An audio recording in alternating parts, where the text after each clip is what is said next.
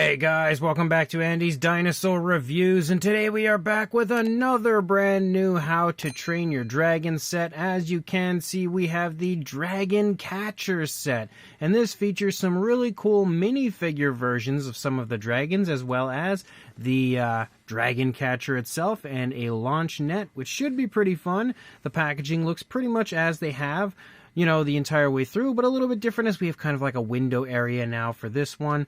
But overall, it's got like the same style as the other ones. You've got pretty much the same sort of imagery here on the side. Of course, the same stuff up here on the top as we've seen through a lot of the other versions. And then here on the back, you can see, of course, the Mangler, which is apparently our dragon catcher, as well as the other dragons that are in this set, as we have quite a few here. So I'm pretty intrigued with these. Definitely have been impressed with the main line of these, so definitely excited to dive into some of these minis. So let's pop this box open and check them out. So there is our set now, basically unboxed and standing here before us, and it looks pretty cool overall, but I think the best way to kind of go about this is to take a look at each one of these guys on their own. So we'll just push everybody else out of here. And the very first one we have is Gronk, and that is one of my favorites of the mainline dragons, I think. You can see this one as well. Looks pretty good for what it is.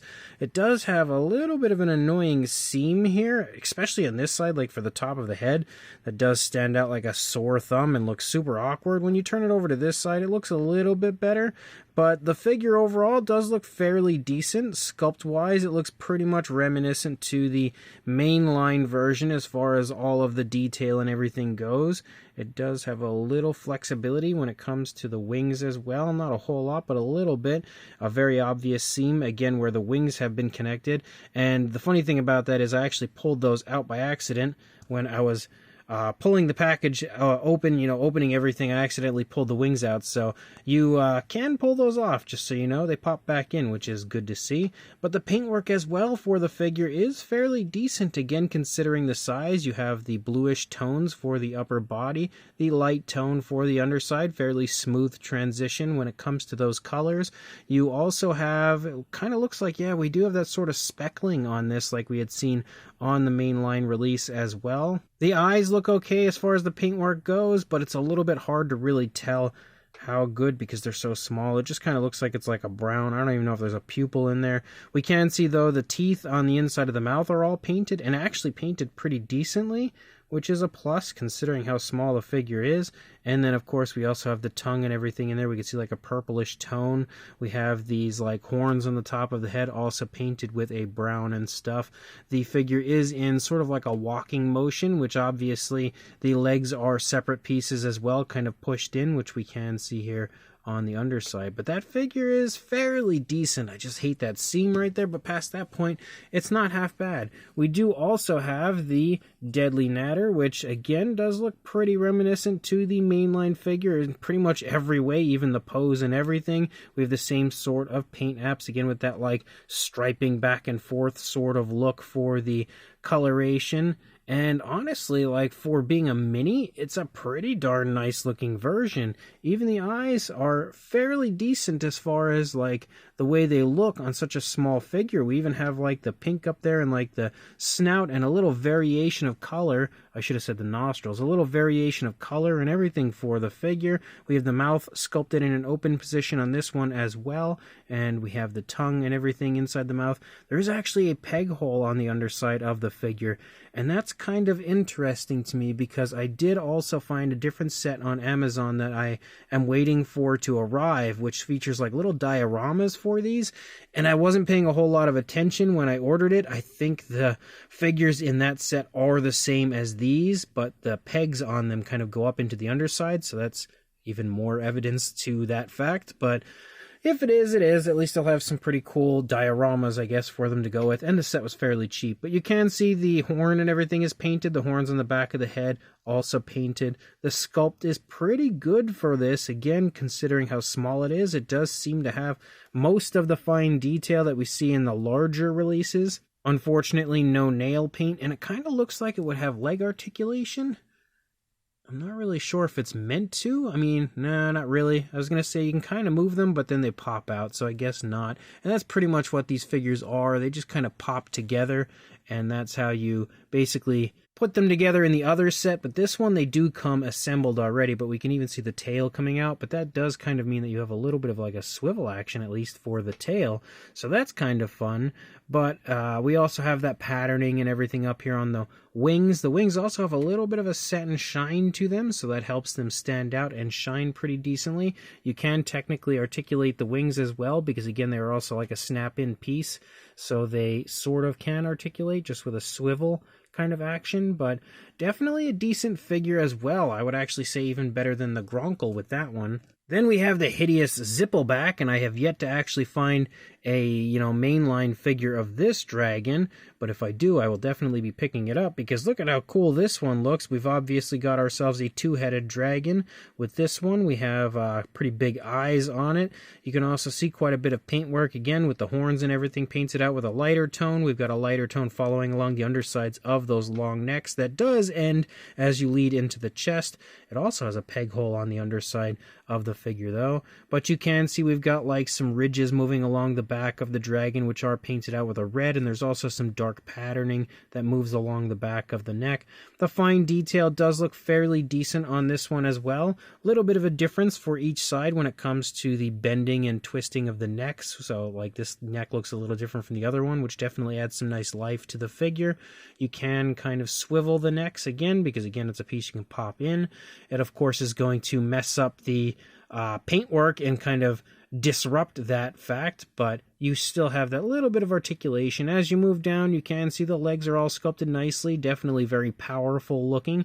The texturing is a little muted on the figure. It's definitely a little bit smoothed out, so that's unfortunate, but the fine detail past that point looks pretty good. You can see the toes and everything for the dragon sculpted out. The tail does lead back here and then curve back up and around.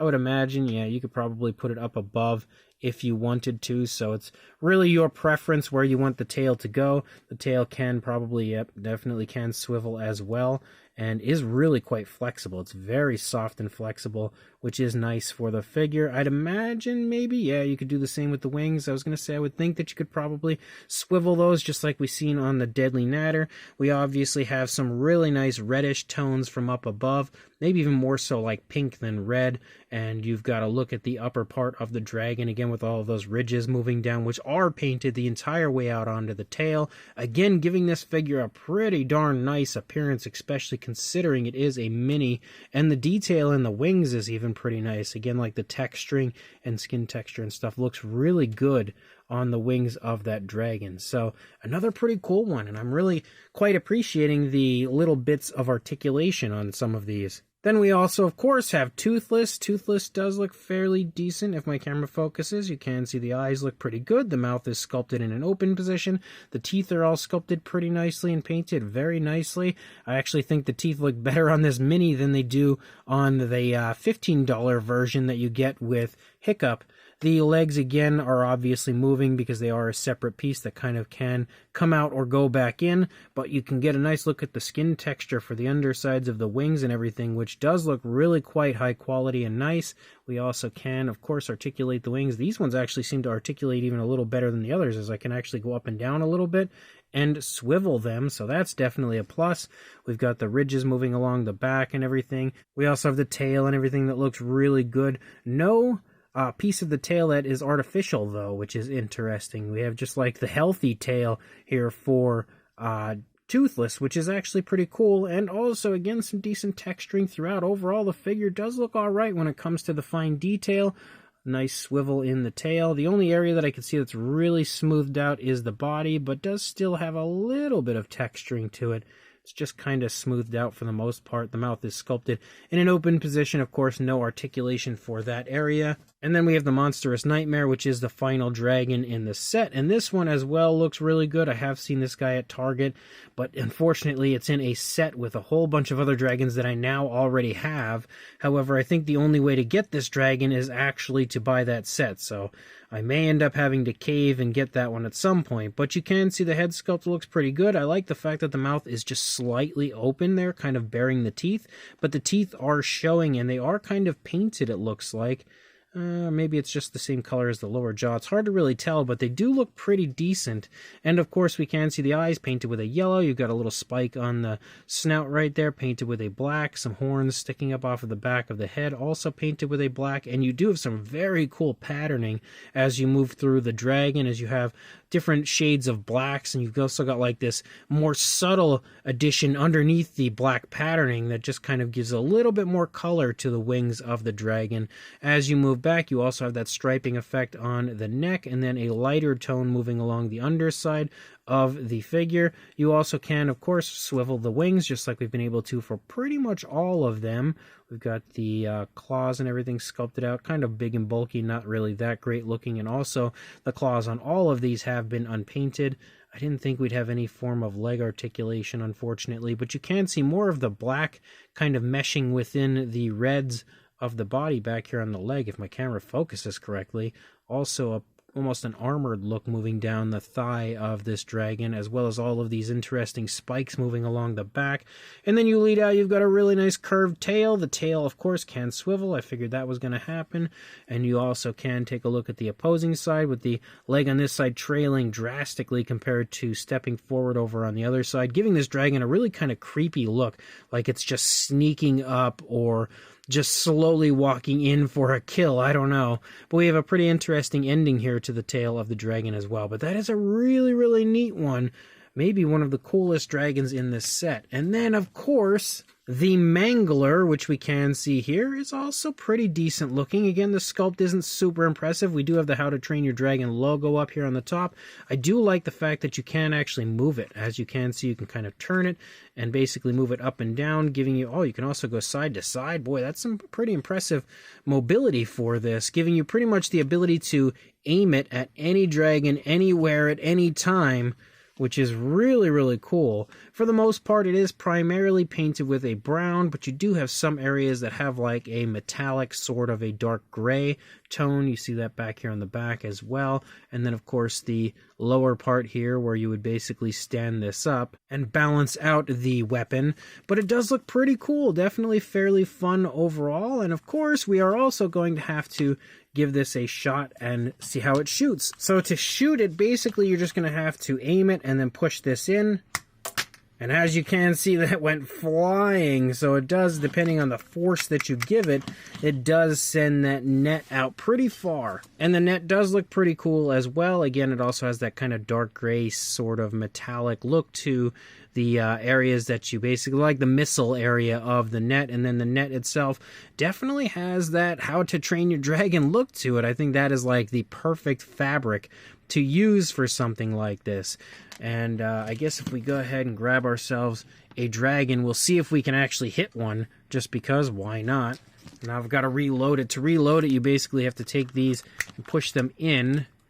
And then, of course, once you get all four in, which takes just a moment to reload it.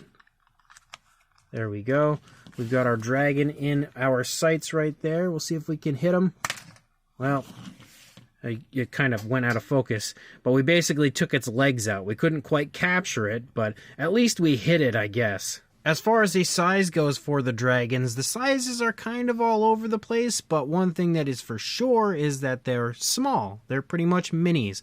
So I don't think we really need to measure any, and it would probably make the most sense to just kind of do some comparisons. So the first comparison that I'm going to do is with a Mattel and Captives minifigure. We have the Indoraptor and a Parasaurolophus here, and as you can see, they are all roughly in a similar size range, except for the Monsterous Nightmare back there, but you can see other than that, again, they are pretty similar in size.